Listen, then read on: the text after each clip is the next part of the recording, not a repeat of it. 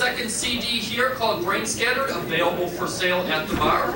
And all conversation of Boston comedy begins and ends with why this guy isn't just one of the biggest stars in the country. I think he's brilliant. Please welcome Tim McIntire.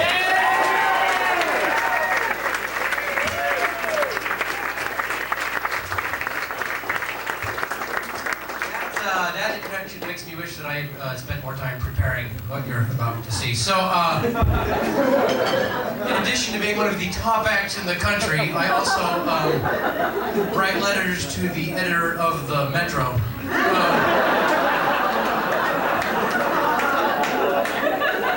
I don't mean to brag, and I'll share one of those with you now. It's a nice square. Okay, so this is the letter I read that I had to respond to. On drunk driving and pornography. We could seriously cut back on drunk driving if the bars were only open before the last train, or if the trains would run until after the bars close. Very sensible, sure. Also, smut is too easily available to children.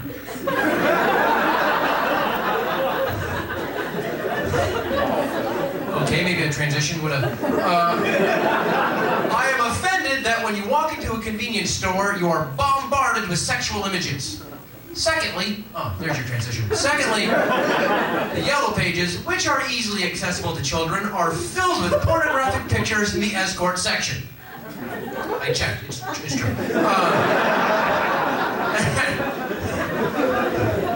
Just research. And lastly, the internet is too easily accessible.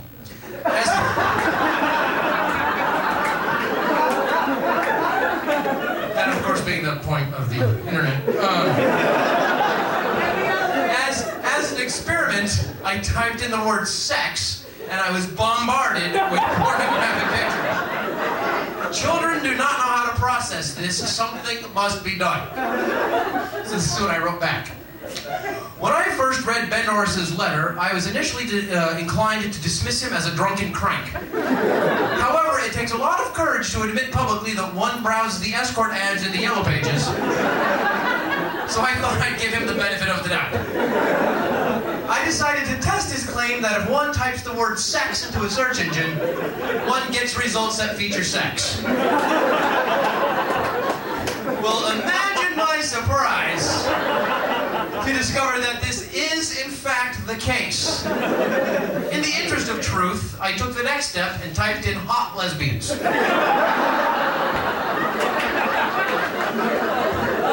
Amazingly, I was presented with a number of pages that featured women in all sorts of socking arrangements. The same goes for big hooters, spank me daddy, and nasty cheerleaders.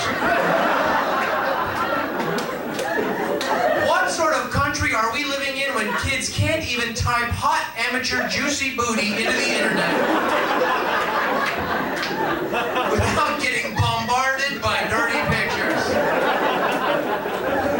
I blame the liberals.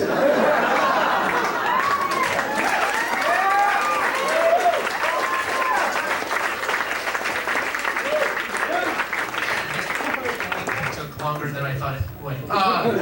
So when I'm not being awesome and writing letters, I also I have a 4-year-old at home. Thank you, kidnapped him at the mall. No, that is not true. I did not kidnap a 4-year-old. If I had, I wouldn't tell you guys, because that would just be like bad crime. And also, nobody would ever kidnap a 4-year-old. Because anybody have a 4-year-old? Why would you take one? Like, trust me, man. If you kidnap a 4-year-old, you see like the van pull up, grab the kid, drive about 50 feet, stop, kick the kid out. Some guy going, I don't know, stop asking me questions.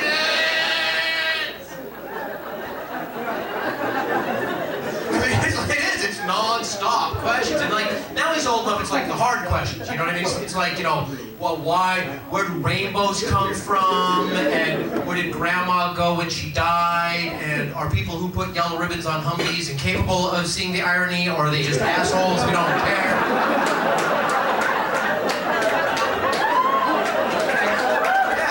You can't lie to a kid. You gotta be their assholes, son, and you're gonna be dealing with them for 90 years. Welcome to the world.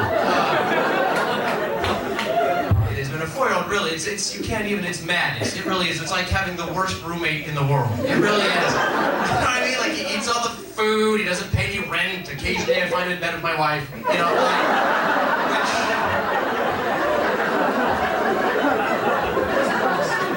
and he will wreck your house. No one will wreck your house faster than a toddler. Like, it is jacked up. Like, I clean the house, I go to the store, I come back, it's like somebody gave Van Halen brown M&M. Like, he will jack the place. We actually brought in a feng shui guy to help us, and he hanged himself. In the southeast corner for good luck.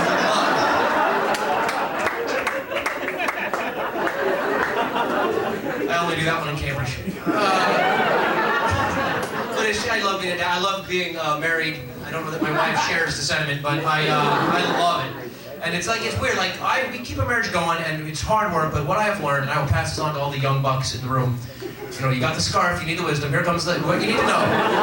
What I've learned is you have to learn the difference between the things you think and then the things you proceed to go ahead and say. That is all. Seriously. Like for example, the other day, my wife and I were watching Judge Judy, right? Because we love watching hillbillies sue each other. We actually had a little drinking game where you got to take a shot anytime anybody says vehicle or property. You get hammered very quickly.